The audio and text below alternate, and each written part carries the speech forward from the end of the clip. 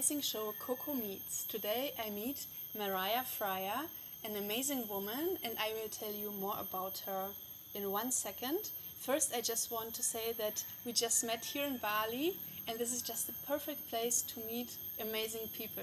So please come to Bali. And now, Mariah Freya, just tell us something about you. Who are you, and what are you doing, and why? Thank you. So thank you so much, Coco, for having me. This is really a beautiful space to meet beautiful women like you, and I'm just honored to share my journey with you guys and really share some of my tips that I have along what I've experienced and what I've learned on my own journey. And we don't know what kind of journey yet. Oh my god!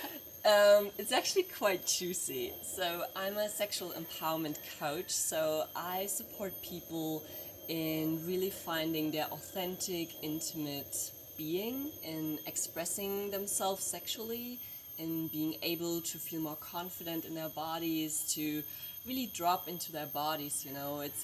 We're so much in our mind nowadays, and like on the internet and checking out things and dating, everything kind of starts online, right? But we're so disconnected from our body and what that actually means, to really immerse ourselves into something way more powerful than just mentally thinking about sex or having sex in a more mechanical way, right?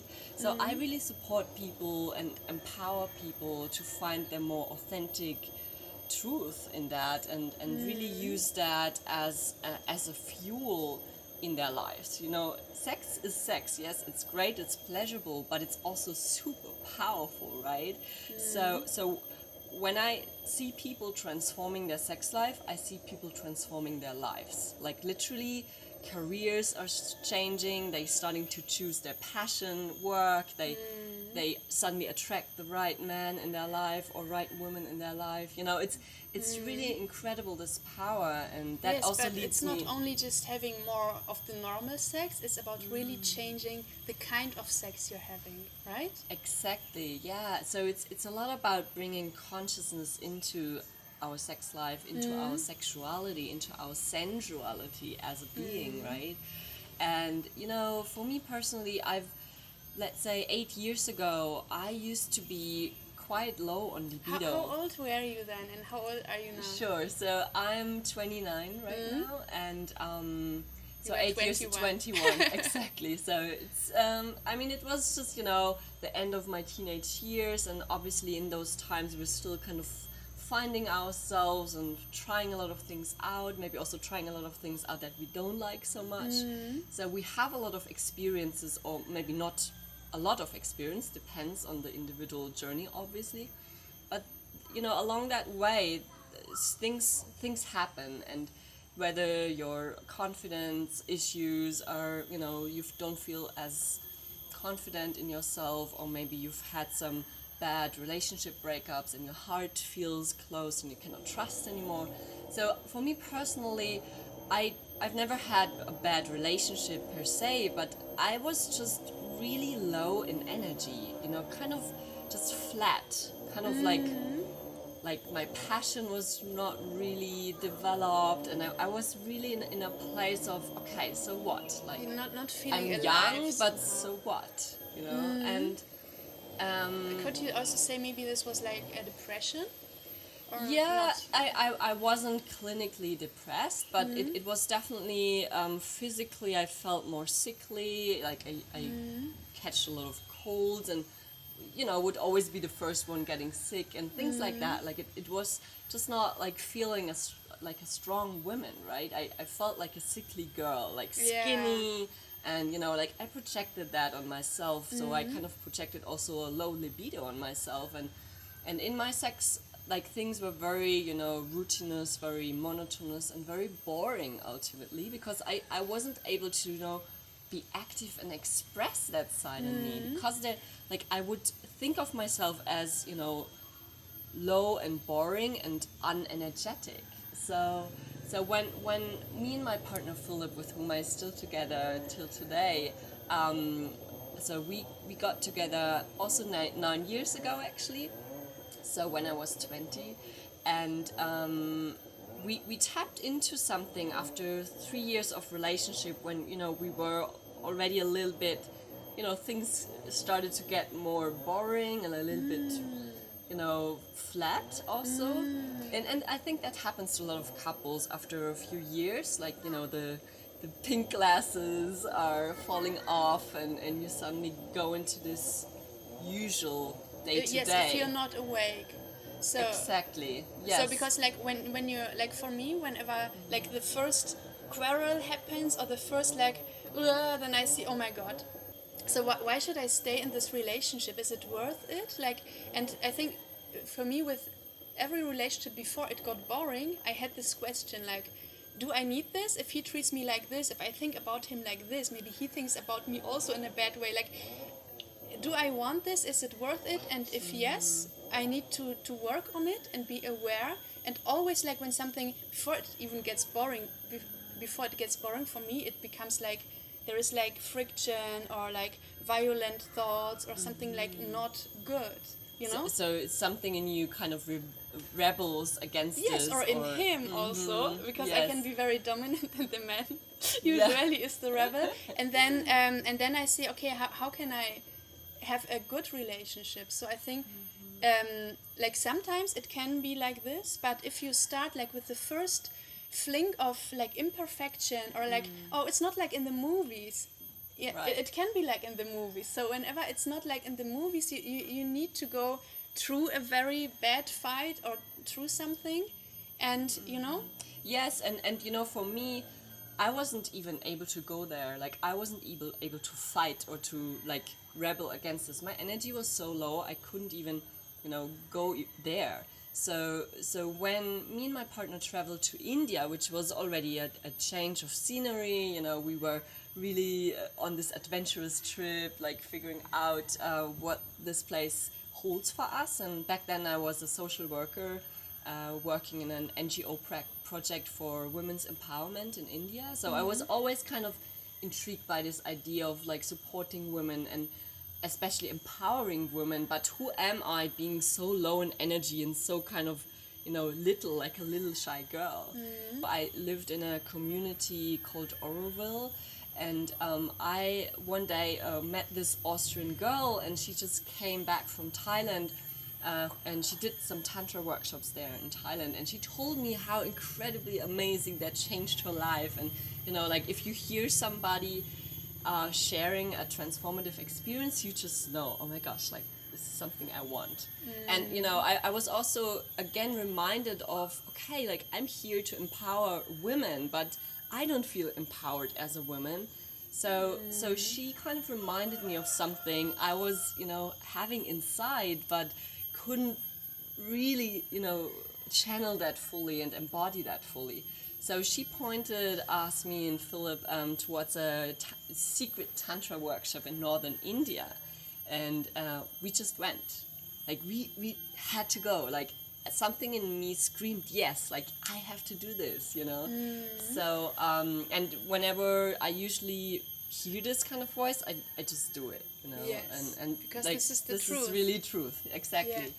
Yeah. So I was really aware of this calling, and this is really where everything started for me. Everything fell into place. Things started, you know, to open up. Like there were so many veils for me that were like uncovering that energy that was already inside of me. And I really believe that every single human being has this creative force, this central and powerful energy within themselves. I mean, Definitely. all ancient traditions talk about this, and especially the yogis and the tantrics that know exactly, you know, how to use this power to channel it into your life, into your spirituality, in whatever you're looking for in your life, right? Or maybe there's a project that you want to create, or you know, like bring it into your work or into your intimate life, into a relationship. So for me, that was the first thing of you know, overcoming the fear of really showing myself in front of my partner, of really claiming my desires in the bedroom, you know, and really being, wow, like like how can I really moan openly, you know, without feeling ashamed that my neighbor might hear me, or there's so many tiny things. Partner might think of you, you know, because first you start and then you're just dating, you want to impress him and he wants to impress you, and then you build like a little barrier, and you don't want to be seen as you are, because you know that like with all the makeup and with all the little barriers that you have built, you're much better than like if he looks inside, you even don't know what's inside, and then, you know. Exactly. It's a very vulnerable topic, and I mean it's been like under the carpet for generations, and also obviously especially if this is more valid for women, to protect ourselves, to be safe, you know, like there used to be a time when we would be more, let's say, slutty, or a little bit more, you know, sensual, like that would actually be harmful for us, you know. Yes. So our mothers were teaching us not to be too sexy, not to be too slutty, or even slut shame other women, you know. It's like, so there's a lot of conditioning, and what I'm working today is a lot around breaking through those conditions and clearing those sexual stories up, and redefining that story, and redefining the story that we truly believe in, and that is authentic for us, and then really moving into reclaiming that, so really staying in the body, reconnecting to the body. So I don't know if this is the right moment, but I do teach yoni massage, which is an incredible practice, and it's quite out there, and the media is covering it, and it's more and more getting popular, that people try it out and, you know, give it a try. So you mean like self-massage or a partner massage? So I do teach both. So in my one-on-one coaching, I obviously focus on the individual, but I also do have... And how does your coaching work? Like, is it on Skype, or do I need to meet you in person? Sure. So I have online Skyping, so online one-on-one coaching. And so people approach me and they're interested in my program, and then we kind of see if the situation they are in works, and if I'm able to support them on their journey. And then we usually work between 6 weeks to 6 months, depending on how, you know, deep the person wants to go on this journey. And it's really a holistic view, you know, from first of all defining what we desire in our life, to all areas, not just the bedroom, but also, you know, life coaching in general. So I'm a life coach, I'm a sexual empowerment coach, but it really starts with sexuality, but it goes beyond that. So, and I really see that happening with everyone that starts claiming their sensual powers. It's just like magic, that all the energy spreading in so many areas of our lives. So, and the yoni massage is a beautiful way, and also yoni self-massage is a beautiful way to reconnect to our yoni, to our vagina, that is our temple, that is, you know, our sacred space. I mean, that's what yoni means.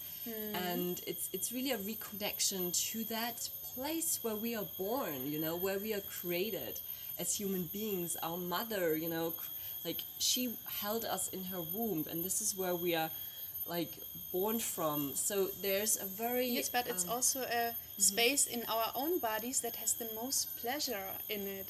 Right. And we just don't allow ourselves to have this beautiful pleasure center as something sacred. We just think, ooh, I need to wash it. Oh, it's dirty. And then, oh, it's just for sex. Like, there's so much stigma. Like, even the most modern and the most sophisticated like sex workers and sex therapists also have this shame. So I think this is so also me, and I'm sure also you. So it's such a long journey from generations we need to reclaim, and I found it just a nice way. The first time I read it, it was in Eve Ensler's, what is it called? The Vagina Monologues. Vagina Monologues. Yes. And then I saw, oh my God, they're right. It's just the center where we have the most pleasure. Right, you know, and pleasure, and really, in a way, it's a vulnerable area. I always say the womb is the second heart of a woman. You know, it's really... It's a heart center. It's a center of love. It's a center of creation, and tapping into this and reclaiming it and letting go of conditions is a healing path. Yeah, it's a journey. It's also a journey for me, and I still feel like the deeper I go into this, like the rabbit hole is so deep, and it's in the same time more and more refined, you know. And I would sometimes, you know, be in a yoni massage, my partner would give me a yoni massage, and I would feel like kind of the subconscious pain of all women, you know. Like there's so much that we, not just our individual pain, but like on a global level, and you know, just crying in that and feeling that grief and that shame and that guilt. Like, this is so healing to go there and actually look at this shadow and look below the belly button, you know, and really drop deeper into that, because from that place, from that foundation, you know, everything else is possible. And also the healing between the genders, and, you know, between women and men fighting for generations, and you know, suppressing.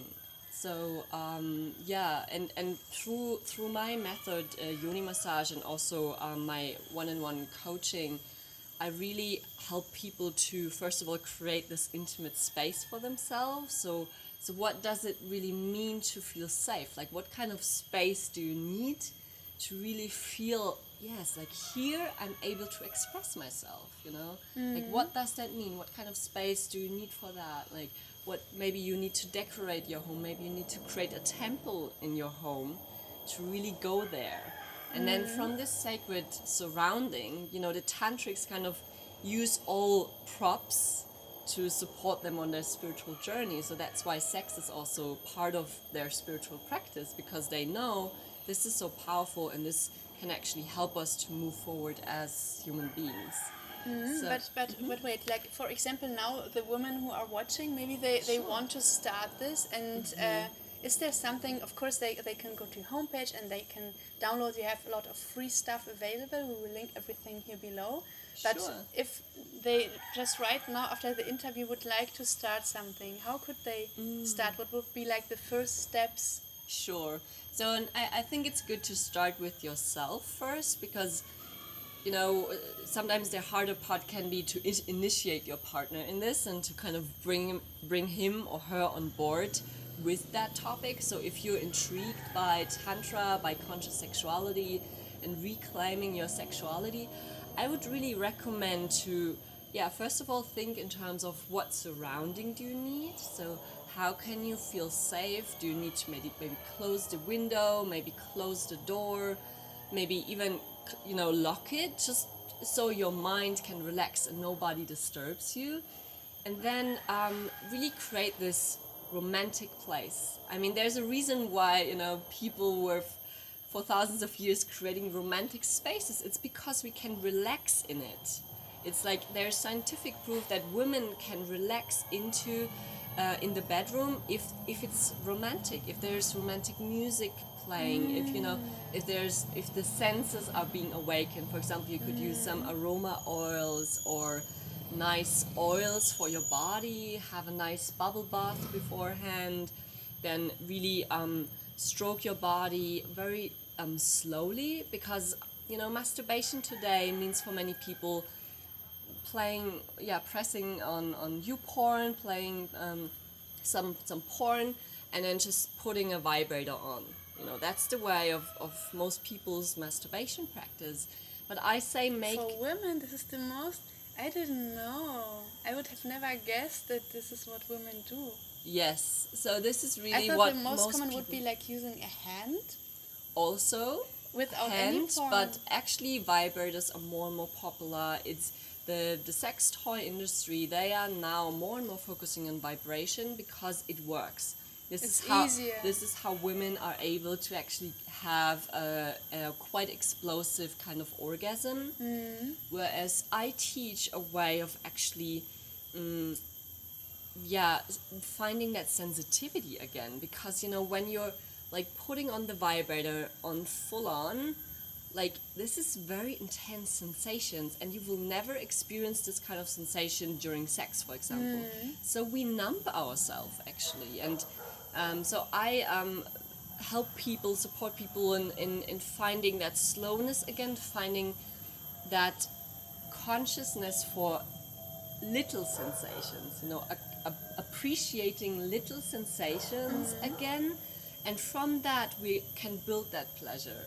Because when we start with intense sensation, it's really hard to go back to those subtle and maybe even more important sensations.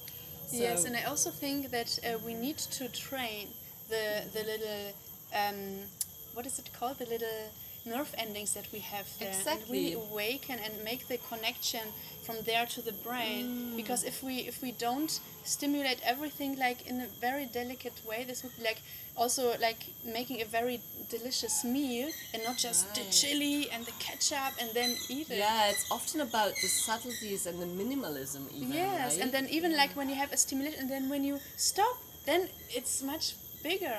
So I think this, and also like the clitoris is so different in all the women, and I think every woman should really take her time to get to know her stuff. I mean, you are a belly dancer and teach, sensuous dance and moving the hips and really connecting with the pelvic floor and the hip area. And this also awakens. And this is an incredible way, actually, starting with this, what you teach, and then also integrating this awareness into our lovemaking with ourselves.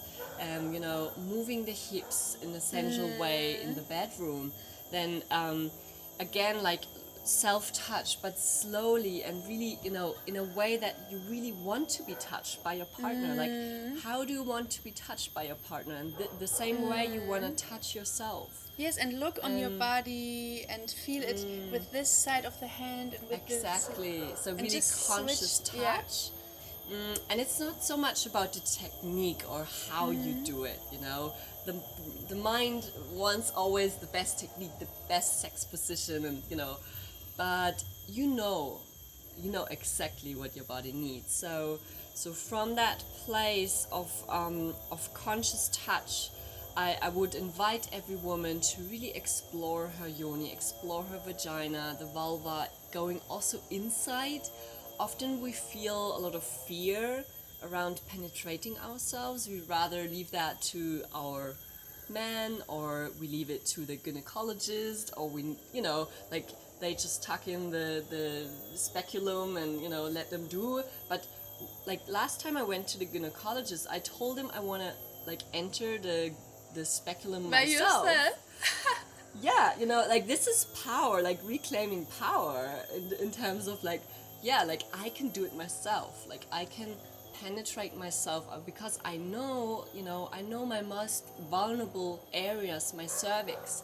It's the cervix is the entrance of the uterus, and it's also in Chinese medicine the most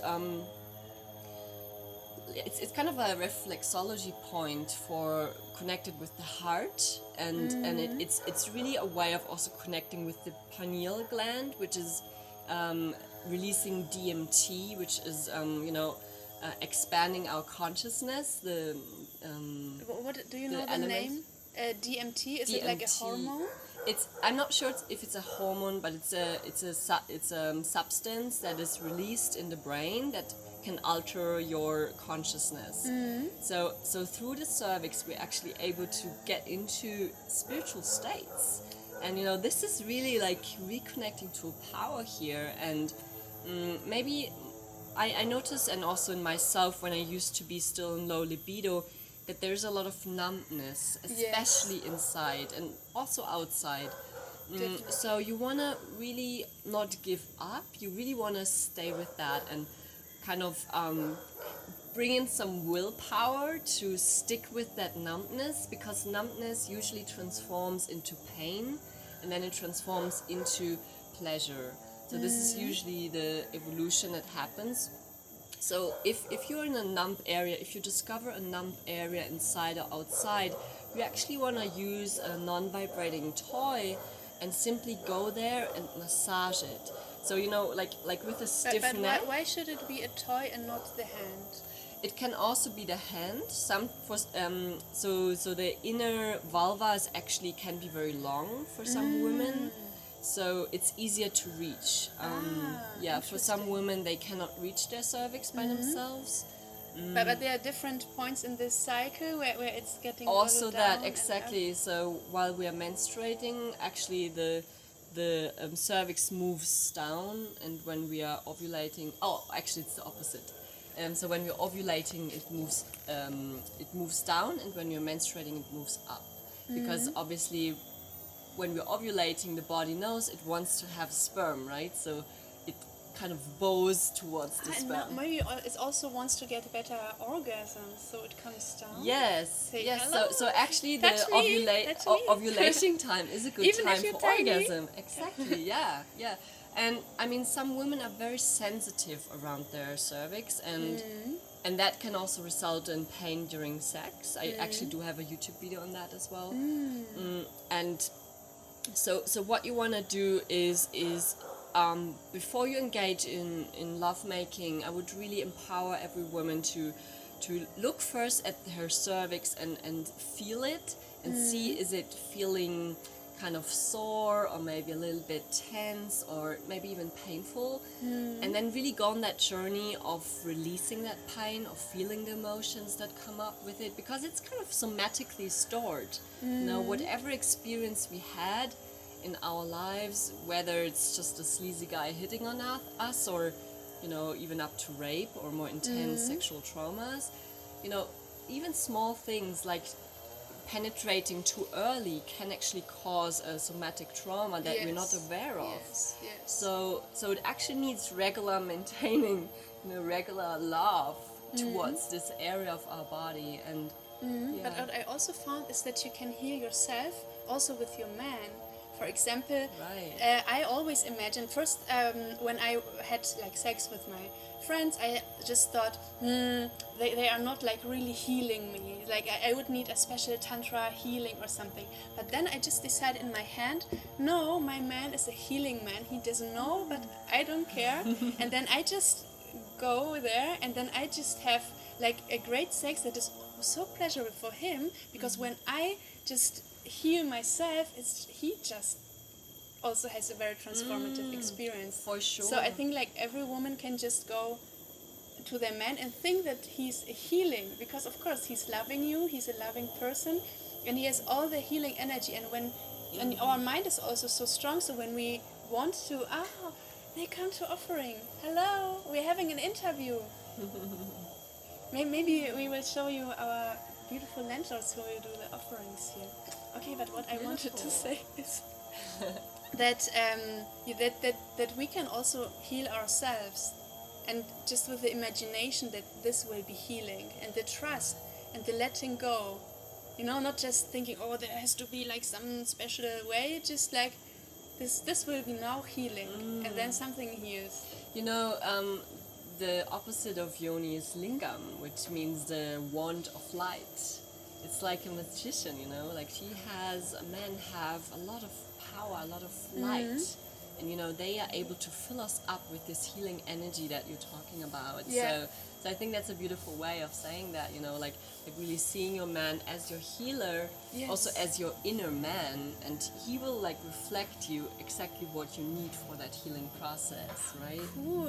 Yes, and because most of the women that come also to my coaching or that come into my life, they don't have men who are interested in tantra. So they go to tantra workshops even with their mothers also, or try to do DVDs and workshops with their men, and nobody is interested in tantra but just them.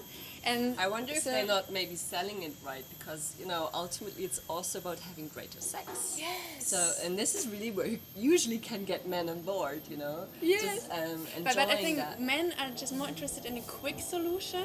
You know, they have this urge and then they go out and get what they want. Of course they want to pleasure the woman, because they see that when the woman gets her orgasms first, then she will have just so much better for them also to have the orgasm. But I think it's just really men want it quick somehow.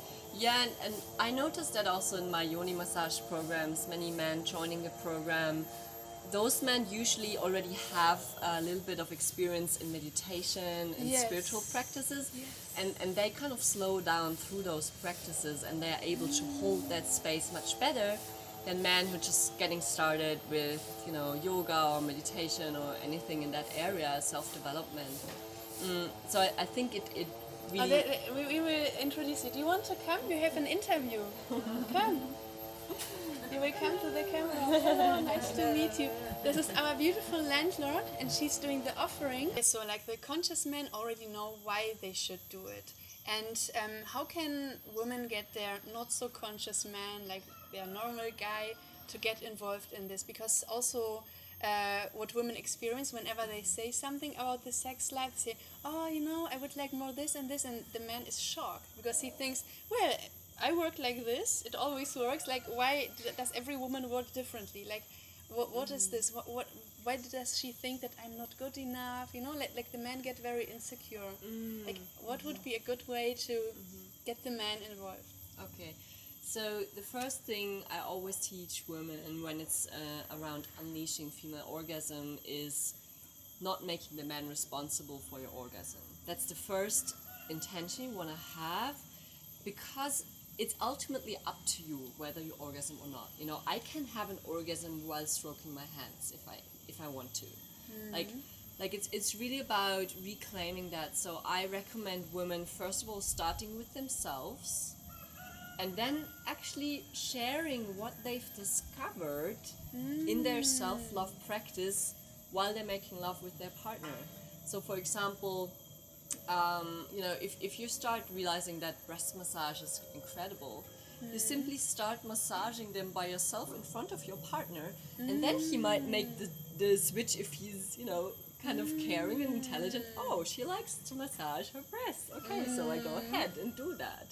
You know, so could be a more subtle way of introducing different things that you enjoy. And if you, for example, want to practice, you know, eye gazing with him and being more connected, like, simply start it without even telling him that you're doing some weird tantric trick here. You know, just do it. And obviously this is for women that already feel a little bit more confident and being more active in initiating this.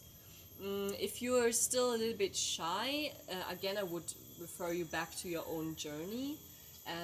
But I think what you could, for example, do is offer him a massage. So if you want to have a massage from him, I mean, it's unconditional ultimately. Yes. So you offer this to him as a gift, unconditional. You want to because worship otherwise him. maybe you will be very disappointed if he doesn't have the idea. But, you know, you could kind of create a space for him where he might experience something new and then gets intrigued to study this further. So it's simply in a way of, like, opening the door for him, but he obviously needs to walk through it. And then in the same time, you could write down a list of things why you actually want to do that. And so, for example... For yourself? Why you want to practice Tantra for yourself, why you want to practice Tantra with your partner. So, for example, a bullet point could be because I love him, because I want to be connected to him, because I want to be an empowered woman, I want to feel like a goddess. So these are all things that come from you, and if you share this list with him, it won't offend him because it's actually something that's coming from you, and you simply share this with him. So it's not like, oh, I want you to do a yoni massage for me. Or our life needs to change. But I would love to be connected with you. I love you. You know, like these are things to really share, and through that sharing, you know, maybe a beautiful conversation will start and open up, and maybe you'll, you know, discover something that you haven't discovered before, and this is where the magic starts. Yeah. Yes, and also, like, for example, a lot of women that came to my coaching always said, like, but my man is so, like, rigid, so stiff, I really can't get to him, because sometimes, like, the relationships is maybe already in the stage where you don't really talk to each other.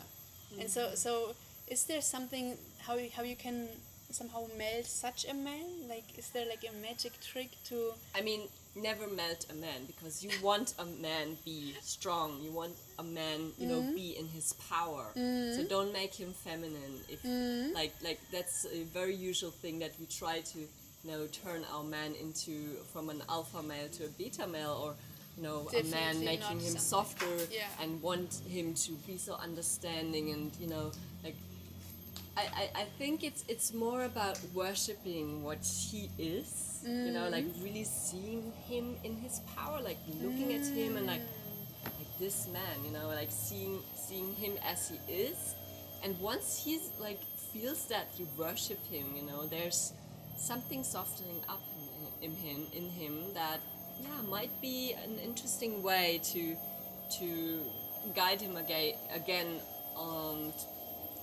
open up the door for him for your conscious sexuality.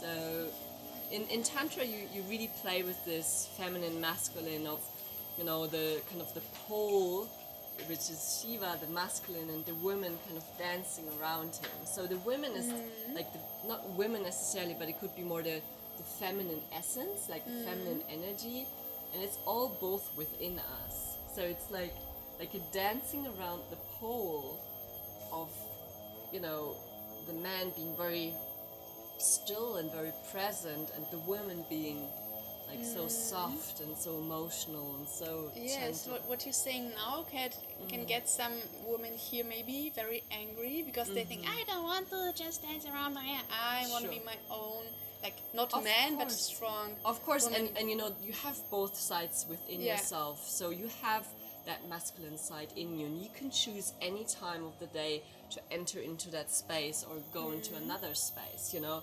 Like this is all within us, and in Tantra it's just kind of a game, like a role play that can be beautiful. And sometimes you could go into that Shiva-ness, into that masculine side, be more dominant, and have him, you know, like in a linga massage, this is actually what happens. You enter into the masculine and he becomes more the feminine, feeling and receiving. Exactly. So you know, there's a way of playing with this. Also, for queer couples as well, this is, you know, just be aware what's more easy for you, if you're more the submissive or more the dominant, or receiving and giving, what comes easier for you. And then kind of go into that consciously, but also make yourself do the opposite, you know, just for practicing, for evolving. And there are also like many relationships when the woman is much stronger than the man. Of course, this can be sometimes like the woman is so very dominant and pushes the man into a beta or theta or whatever, omega wolf, like from his natural state, because he just wants to have this relationship, and she's so powerful to push him down. And this happens a lot, like wherever you go you see this, not here in Bali, but like in Germany very much. And then you see the men are getting fat, they are very like this, and the women are like this, also not happy. And then you see like, how could this happen? Huh?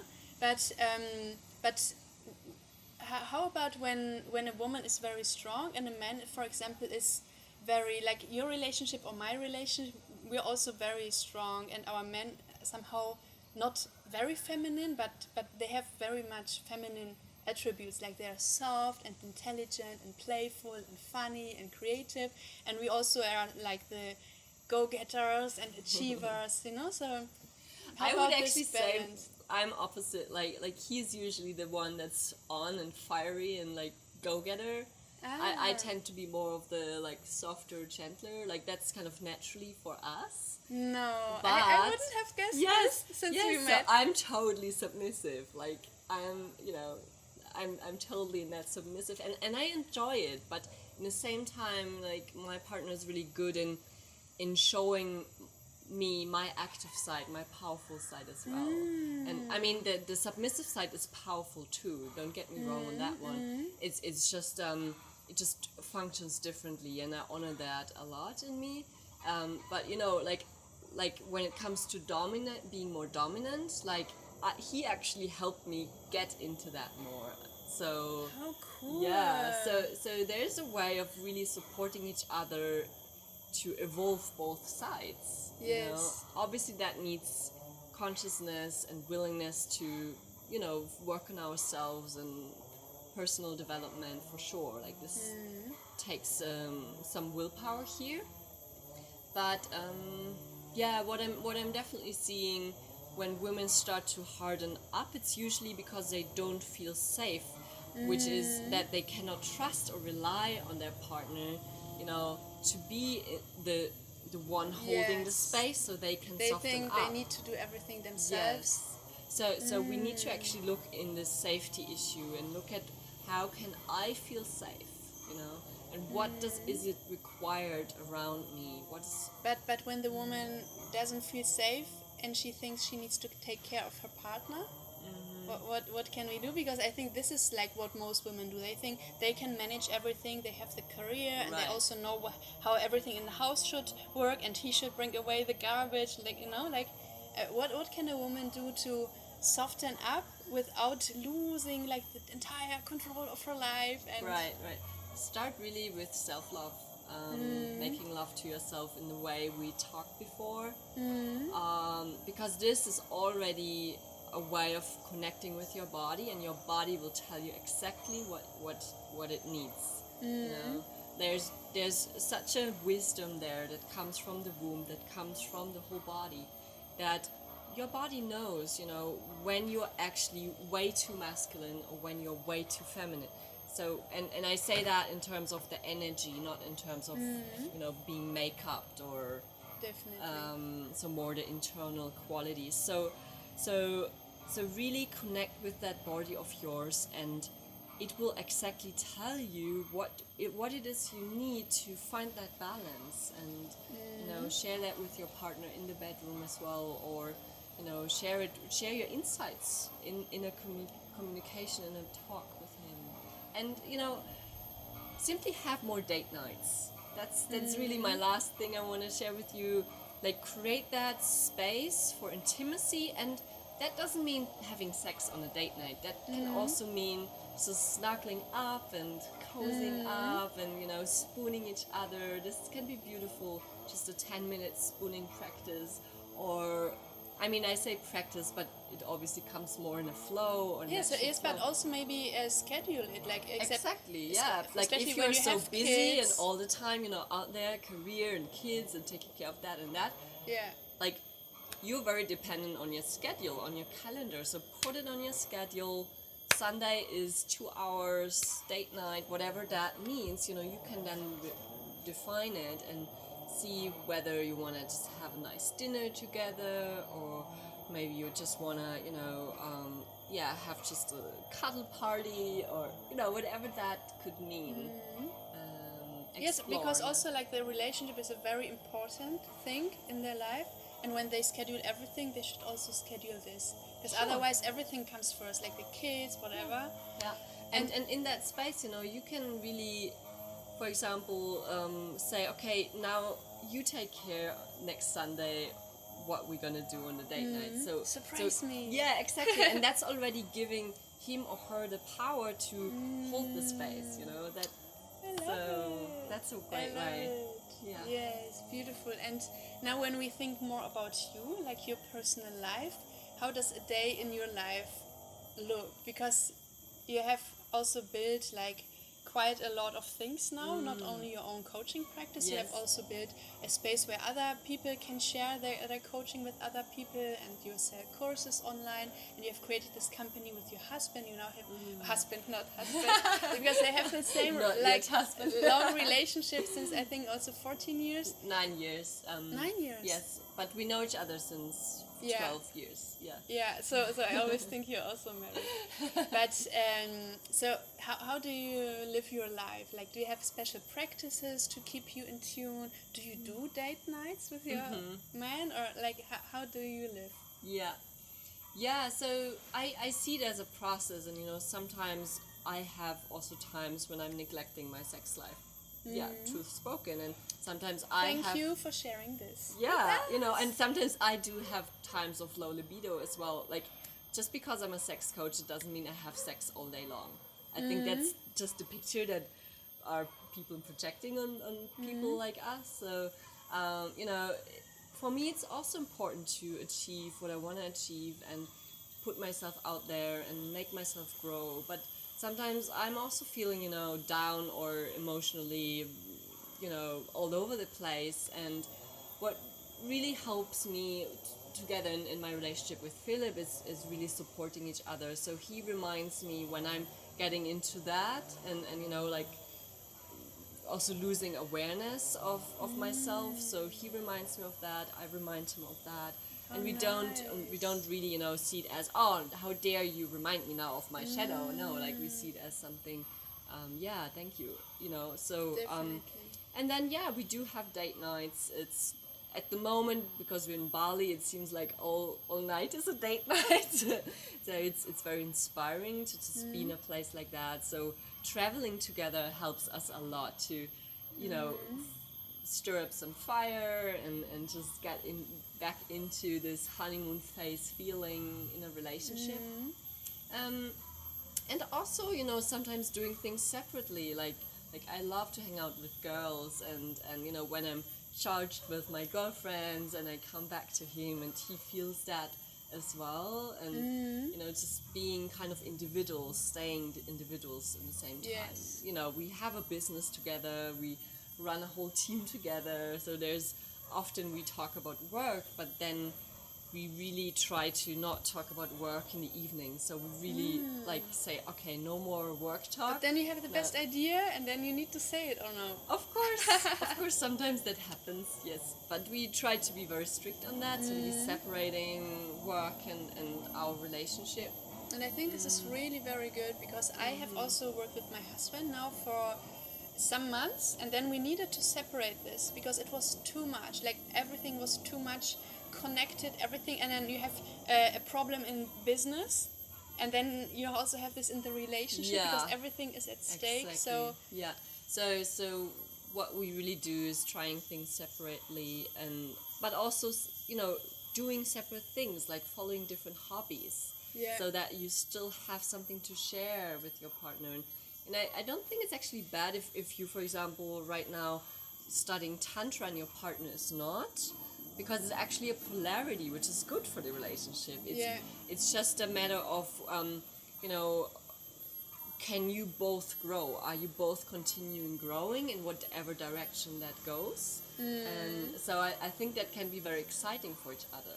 Because if you're like always both focusing on the same things, work and privately hobby, like there's no, like the plus and minus kind of is together, and then you become one, which is, you need kind of a little bit of that polarity. Yes, then you become like brother the and sister. excitement in a relationship.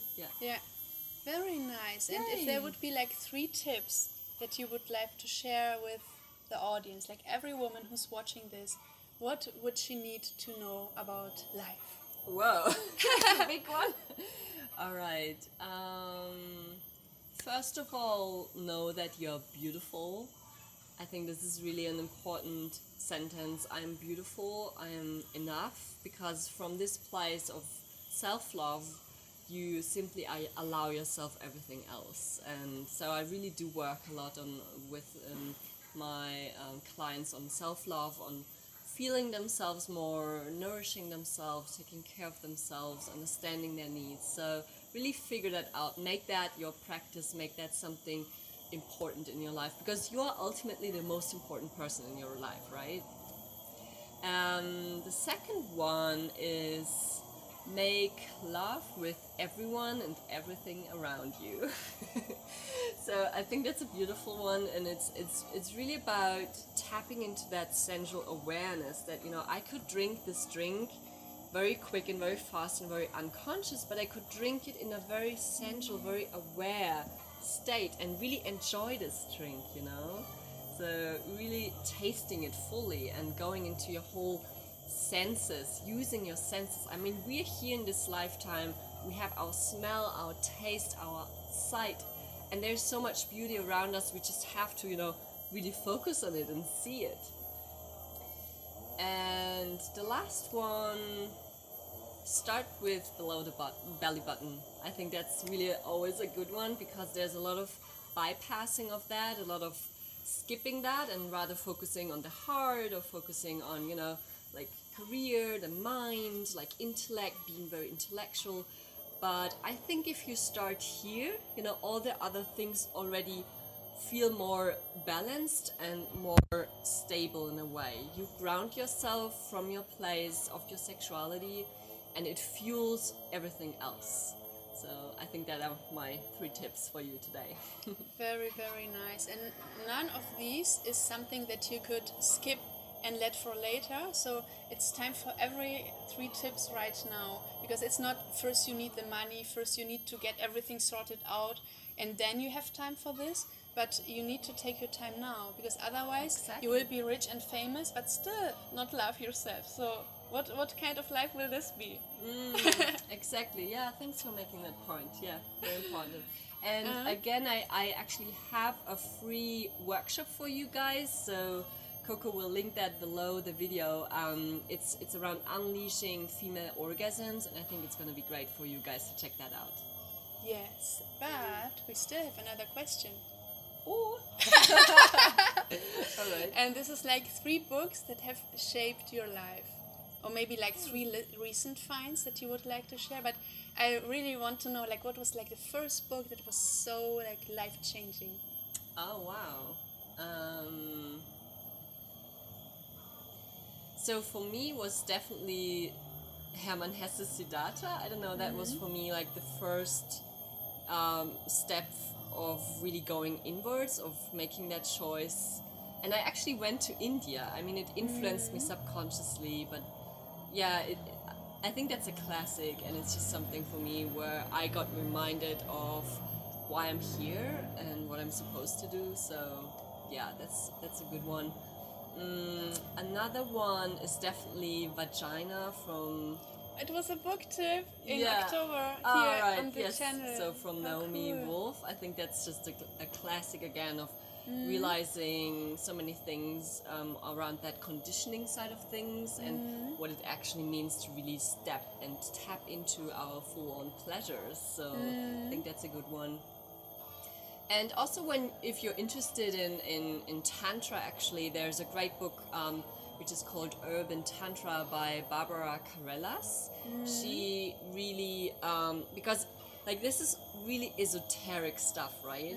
And she really brings it down and kind of simplifies things for a more Western approach, but still having the core essence and the truth in it. So I think that would be a good book for everyone to check out and read further for Tantra. Yes, I also love it because it's so fresh, and also like some experiences that maybe you also already had are in this book. And nobody thinks, oh, I had Tantra experience. Everyone's like, oh, this was a weird experience, watching into his eyes and then seeing, like, you know, everybody has those experiences, but nobody sees that this is like the door to more. Exactly. Yeah. Thank you so much. Really cool book tips. We will link everything below. And now, of course, like, if you like this video, give it a thumbs up. If you have questions, ask us in the comments below. Mariah also has a YouTube channel. We will link it below. And of course, she will come here and answer your comments if you have any questions. And yes, tell us how you liked it and share it with your girlfriends if you think this might be inspiring. Yes, and see you in the next video. Thank you.